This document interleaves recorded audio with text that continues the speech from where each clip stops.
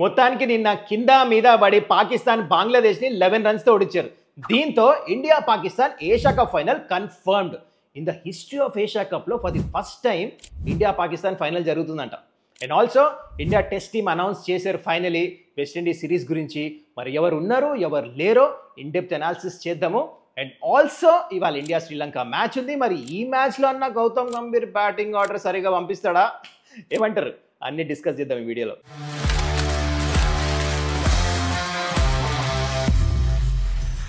నమస్కారం, welcome to Suman's dugout. ఎలా ఉన్నారు అందరూ? I hope you doing well. ఒకవేళ ఈ ఛానల్ని మీరు ఫస్ట్ టైం విజిట్ చేస్తుంటే ఇంకా ఈ ఛానల్ని సబ్స్క్రైబ్ చేసుకోకపోతే కైండ్లీ డూ దట్.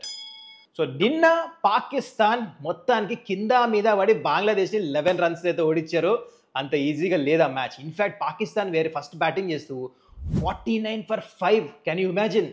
ఒక టైంలో గాన్ అనుకున్నారు పాకిస్తాన్ అందరూ, కానీ అక్కడ నుంచి అట్లీస్ట్ ఒక 135కి చేరుకున్నారు. కానీ ఈ పిచ్ మీద ఈజీలీ గెటబుల్ అది బంగ్లాదేశ్కి. But you know it was a pressure match. ఎవరైతే ఈ మ్యాచ్ గెలుస్తారో వాళ్ళు ఇండియాతో ఫైనల్ ఆడతారని చెప్పేసి. సో చాలా ప్రెషర్ ఉండింది. ఆ ప్రెషర్ పాకిస్తాన్ బెటర్ హ్యాండిల్ చేసింది. They wanted to win this match. Bangladesh దగ్గర అది కనపడలే. Poor batting. More than Pakistan మంచి బౌలింగ్ చేస్తాను కంటే బంగ్లాదేశ్ ప్రెషర్లో ఆడారు. టోటల్ని చూసి ఆడారు. ఫ్రీడమ్తో బ్యాటింగ్ చేయలే. సరిగ్గా షార్ట్ సెలెక్షన్ సరిగ్గా లేదు. మొత్తానికి పాకిస్తాన్ ప్రీమియర్ బౌలర్స్ అంటే వాళ్ళ ఎక్స్పీరియన్స్ బౌలర్స్ వికెట్స్ తీశారు. హ్యారిస్ రాఫ్ ఇంకా షాయిన్ అఫ్రిది ఇద్దరు ముగ్గురు మూడు వికెట్లు తీశారు. ఎక్స్పీరియన్స్ చూపించారు. మొత్తానికి పాకిస్తాన్ 11 రన్స్తో గట్టయితే ఎక్కింది. So India Pakistan match this Sunday 28 save the date final ఉండబోతుంది. సూపర్ ఫన్ ఉండబోతుంది. సూపర్ ఎక్సైట్మెంట్ ఉండబోతుంది ఈ మ్యాచ్లో. ఎందుకంటే India Pakistan match is always India Pakistan. Plus ఇంతవరకు ఏషియా కప్లో ఎప్పుడు ఆడలే అంటే ఇండియా పాకిస్తాన్ ఫైనల్. ఇన్ని ఏషియా కప్లు ఆడారు కానీ సమ్హౌ శ్రీలంక వస్తుంది, వేరే టీం వస్తుంది ఫైనల్కి, లేకపోతే ఇండియా రాదు, పాకిస్తాన్ ఆడుతుంది ఫైనల్ అట్లా. కానీ ఇండియా పాకిస్తాన్ ఫైనల్ మాత్రం ఎప్పుడు అవ్వలే. So this is going to be a super Sunday. Save the date మజా రాబోతుంది. స్పెషల్ వీడియో చేసా మ్యాచ్ కంటే ముందు. So that's it guys. So India Pakistan final. అయితే ఇప్పుడు మనము టెస్ట్ టీమ్ అనౌన్స్ చేశారు వెస్టిండీస్ సిరీస్ గురించి. దాని గురించి మాట్లాడదాం. మొత్తానికి ఇండియా టెస్ట్ టీమ్ అనౌన్స్ చేశారు వెస్టిండీస్ సిరీస్ గురించి. ఇన్ఫ్యాక్ట్ ఒక రోజు ముందే అనౌన్స్ చేయాలి, కానీ లేట్ ఎందుకు అయిందంటే ఏదో లాజిస్టిక్ ప్రాబ్లమ్స్ ఉంటున్నాయి అంటే దుబాయ్లో. అందుకనే కొంచెం ఒక రోజు లేట్ అనౌన్స్ చేశారు. మొత్తానికి అజిత్ అగర్కర్ ప్రెస్ కాన్ఫరెన్స్కి వచ్చి 15 మెంబర్ స్క్వాడ్ అనౌన్స్ చేశాడు. ఎగ్జాక్ట్లీ ఇదే స్క్వాడ్ మనం డిస్కస్ చేసాం ఇట్లా ఉండొచ్చు అని చెప్పేసి వీడియోలో ఒక రోజు ముందు. అదే సేమ్ స్క్వాడ్ కనిపిస్తుంది ఇక్కడ. అయితే దీంట్లో టాకింగ్ పాయింట్ ఏంటంటే నెంబర్ 1 కరుణ్ నాయర్. తనకి ఆపర్చునిటీ ఇవ్వట్లేదు అని చెప్పేసి క్లియర్గా అజిత్ అగర్కర్ చెప్పాడు. టీంలో లేడు తను. దానికి కారణం ఏంటంటే ప్రెస్ రిపోర్టర్ అడిగాడు తన్ని, లాస్ట్ మ్యాచ్ 50 కొట్టాడు కదా ఇంగ్లాండ్లో, మరి ఇక్కడ ఎందుకు తీసుకోలేదు, కంటిన్యూషన్ ఎందుకు లేదంటే ఒక్కటే అన్నాడు, తనకి దొరికినాయి కదా యాంపుల్ ఆఫ్ ఆపర్చునిటీస్. ఆ ఒక్క మ్యాచే చూస్తున్నారు. దానికంటే ముందు 4 మ్యాచ్లు ఆడాడు. స్టార్ట్స్ క్యాపిటలైజ్ చేయలే. వేరే ప్లేయర్స్ రన్స్ కొట్టారు అక్కడ. యంగ్స్టర్ గిల్ లాంటి ప్లేయర్స్, పంత్ లాంటి బ్యాటర్స్ అందరు రన్స్ కొట్టారు కదా అక్కడ. జడేజా కొట్టాడు, వాషింగ్టన్ సుందర్ కొట్టాడు. కానీ హీ డిడ్ంట్ క్యాపిటలైజ్. మంచి బ్యాటింగ్ పిచెస్ ఉండినాయి.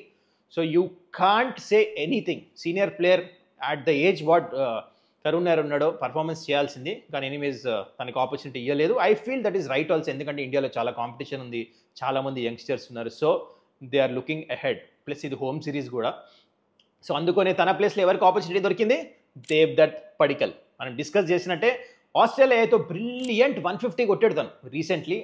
అండ్ నెంబర్ 5 బ్యాటర్ లాగా చూస్తున్నాడు టీంలో. మరి ప్లేయింగ్ 11లో ఆడతాడా లేదో తెలియదు, కానీ మొత్తానికి పడికల్కి టీంలో అయితే ఆపర్చునిటీ దొరికింది మొత్తానికి. Because of his excellent performance whatever got against Australia. స్కాష్ మంచి బౌలింగ్ అటాక్తో కొట్టాడు. సో అది అయితే పడికల్కి ఆపర్చునిటీ ఎందుకు దొరికిందంటే కొంతమంది ప్లేయర్స్ ఇంజూరీ అయ్యారు. ఒకటేమో సర్ఫరాజ్ ఖాన్, రిషబ్ పంత్ అంటే వికెట్ కీపర్ అనుకోండి, తను కూడా ఇంజూరీ ఉన్నాడు. అండ్ ఆల్సో శ్రేయస్ అయ్యర్ బీసీసీఐకి రాశాడంట, నాకు రెడ్ బాల్ క్రికెట్ నుంచి 6 months బ్రేక్ కావాలి, నేను బ్యాక్ ఆపరేషన్ చేసుకునే దగ్గర నుంచి బ్యాక్ స్టిఫ్ ఉంది నాకు, సో రెడ్ బాల్ క్రికెట్ నుంచి నా బ్రేక్ కావాలని చెప్పేసి అన్నాడు. So he only opted out. Sarfaraz Khan unfortunately ఇంకా కంప్లీట్లీ ఫిట్ అవ్వలేదు. రియలీ బ్యాడ్ లక్ సర్ఫరాజ్ అయితే, నిజంగా చెప్తున్నా కదా. వెయిట్ తగ్గాడు, మొత్తం ప్రిపేర్ అయ్యాడు, కానీ అన్ఫార్చునేట్లీ ఇంజూర్డ్ అయిపోయాడు రుచిబాబు టోర్నమెంట్ ఆడుతూ. So we'll come back. Is a very talented batter. So వీళ్ళ ఆబ్సెన్స్ వల్ల ఏమైందంటే పడికల్ పంట పండింది. మొత్తానికి మంచి రైట్ టైంలో రన్స్ కొట్టాడు, తను వచ్చేసాడు స్క్వాడ్లో. ఓకే, ఇది కాక టాకింగ్ పాయింట్స్ ఏంటంటే నితీష్ కుమార్ రెడ్డి వస్తాడు అనుకున్న టీంలో అట్లనే వచ్చేసాడు. He's fit and fine. So Gambhir కూడా he really likes Nitish Kumar Reddy. Allrounder కింద ఆడొచ్చు అనమాట. బౌలింగ్ వేస్తే ఒకటే ఫాస్ట్ బౌలర్ ఆడిపోవచ్చు నితీష్ ఆడితే ప్లేయింగ్ 11లో. బూమ్రా అన్న, సిరాజ్ అన్న, అలా కూడా టీమ్ కాంబినేషన్ ఉంటుంది ఆల్రౌండర్ అని చెప్పేసి. ప్లస్ నెంబర్ 6, నెంబర్ 7 బ్యాటింగ్ కూడా చేస్తాడు నితీష్. సో అందుకనే తను తీసుకున్న టీంలో very very good. I'm very happy for Nitish. ఇంకో టాకింగ్ పాయింట్, వైస్ కెప్టెన్ జడేజాని చేశారు. ఫర్ ది ఫస్ట్ టైం చూస్తున్నాం టెస్ట్ క్రికెట్లో. దట్స్ ఎ గుడ్ మూవ్, ఎందుకంటే ఎక్స్పీరియన్స్ ఉంది. నేను అనుకున్న కేఎల్ రాహుల్ని చేస్తారేమో, కానీ they gone ahead with Jadeja.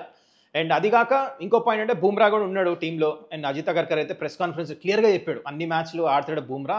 1 month gap వచ్చింది ఇంగ్లాండ్ సిరీస్ తర్వాత, రెస్ట్ బాగా దొరికింది కదా, so we are looking for Bumrah to play 2 test matches అని. అండ్ అది కాక ఇంకా వికెట్ కీపర్ పంత్ అయితే ఇంజురీ వల్ల లేడు స్క్వాడ్లో. సంతాన్ ప్లేస్లో ధృజురిలా ఆడతాడు, జగదీష్ అని వచ్చాడు మనం అనుకున్నట్టు టీంలో. సో ఇంకా నోటిసబుల్ చేంజెస్ అంటే ఏం లేవు. సో మొత్తం స్క్వాడ్ ఇప్పుడు ఆల్రెడీ మీరు చూస్తున్నారు స్క్రీన్ మీద, 4 స్పిన్నర్లు మొత్తం ఆడచ్చు. Solid bowling attack, 4 spinners. West Indies let me tell you is not a good team ఈ సిరీస్లో. నేను జనరల్లీ ఇట్లా ఓవర్ కాన్ఫిడెంట్ ఎప్పుడు చెప్పను, కానీ దిస్ సైడ్ వెస్టిండీస్ సరిగ్గా ఆడట్లేదు టెస్ట్ క్రికెట్లో. ఆఫ్ లైట్ సిరీస్ ఓడిపోయి వస్తున్నారు. లాస్ట్ 25 టెస్ట్ మ్యాచెస్ ఇండియాలో ఒక్క మ్యాచ్ కూడా గెలవలే. ఇండియాలో కాదు, ఇండియాతో ఆడిన మ్యాచ్లు, టెస్ట్ మ్యాచ్లు. సో వాళ్ళ బ్యాటింగ్ చాలా ప్యూర్ ఉంది. స్పిన్నర్స్కి ఆడతాం రాదు. మన దగ్గర చూడండి 4 స్పిన్నర్స్ దిగ్గజాలు ఉన్నారు, జడేజా, అక్షర్ పటేల్, కుల్దీప్ యాదవ్, వాషింగ్టన్ సుందర్. అందులో బూమ్రా ఆడితే బూమ్రా, ఫాస్ట్ బౌలర్ లేకపోతే సిరాజ్, నితీష్ ఆడితే నితీష్. సూపర్ బౌలింగ్ అటాక్, చాలా కష్టం. ఒకవేళ వికెట్ స్లైట్లీ టర్న్ ఉన్నా వాళ్ళకి అంత ఈజీ ఉండదు. సో అది మొత్తానికి ఇండియన్ టెస్ట్ టీమ్. అది మీకు ఎట్లా అనిపించింది చెప్పండి ఈ test team? How did you like it? ఎవరైనా మిస్సింగ్ ఉన్నారా మీ ప్లేయర్స్? అంతా క్లియర్ చేస్తే కదా, ఇంజురీస్ వల్ల వీళ్ళు లేరు. Sarfaraz Khan, then also Shreyas Iyer, and Pant కూడా ఇంజురీ వల్ల లేడు. సో ఇది తప్ప ఇంకంటే అభిమన్యు ఈశ్వరన్ ఒక్కడు మిస్ అయ్యాడు. అయితే తన గురించి కూడా అడిగారు, అభిమన్యు ఈశ్వరన్ ఎందుకు తీసుకోలేను అజిత్ అగర్ గారిని అడిగితే తను అన్నాడు, చూడండి 3 ఓపెనర్లు అవసరంలే, ఎందుకంటే తను ఓపెనింగ్ బ్యాట్స్మెన్ కదా, backup opener.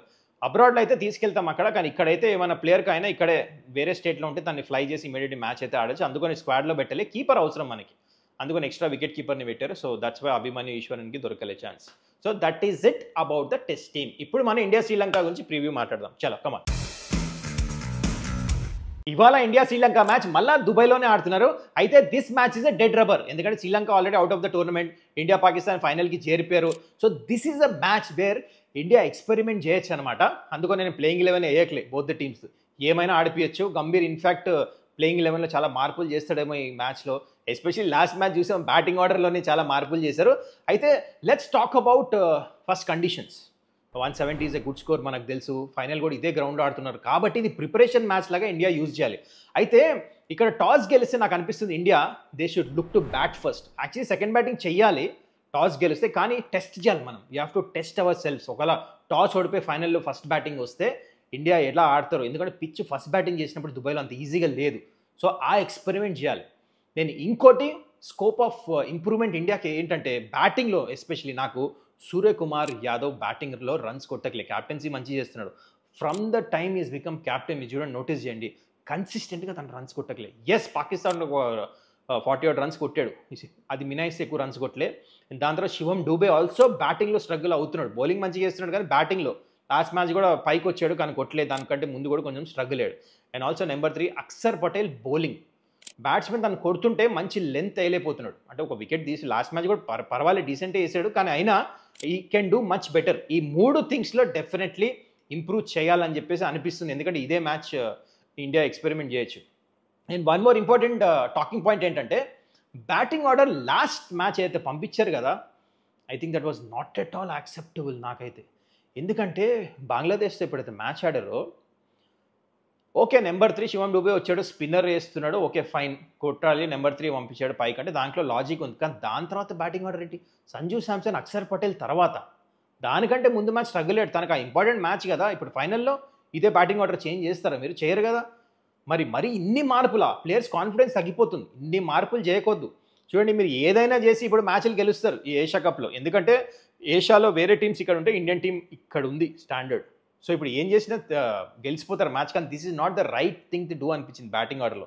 Definitely this is not acceptable. I think ప్లేయర్కు షూరిటీ ఉండాలి. T20లో మీరు ఇంటానికి బాగుంటుంది, ఓపెనర్స్ తర్వాత ఎవరైనా ఎక్కడైనా బ్యాటింగ్ చేయొచ్చు. కానీ తిలక్ వర్మ వీళ్ళందరూ ఏంటి, ఇంపార్టెంట్ మ్యాచ్లో ప్రెజర్ సిచ్యువేషన్లో బ్యాటింగ్ వస్తుంది, వేరే మ్యాచ్లో ఏమో కింద పంపిస్తున్నాడు. అట్లా కాదు కదా, స్టెబిలిటీ అనేది ఉండాలి.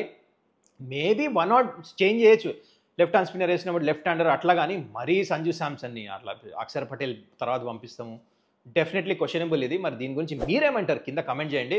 మొత్తానికి అన్ని సరిదిద్దుకొని ఇండియా మంచిగా ప్రిపేర్ అవ్వాలి ఈ Sri Lanka match, because 28th it's going to be super Sunday. Pakistan final కాబట్టి ఏ టీంని లైట్ తీసుకోలేము, T20 ఫార్మాట్లో ఏమైనా అవ్వచ్చు. అందుకని India preparation should be Sri Lanka match spot on. So match ప్రిడిక్షన్కి వస్తే డెడ్ రబ్బర్ కాబట్టి ఏమైనా ఫరక్ పడి ఇండియా గెలిచిన ఓడిపోయినా, but still I feel India to win this match. And మొత్తం I hope you enjoyed this video. ఇంకా ఈ ఛానల్ సబ్స్క్రైబ్ చేసుకోకపోతే కైండ్లీ డూ దట్. మళ్ళీ మనం నెక్స్ట్ వీడియోలో కలుద్దాం. Till then take care, bye.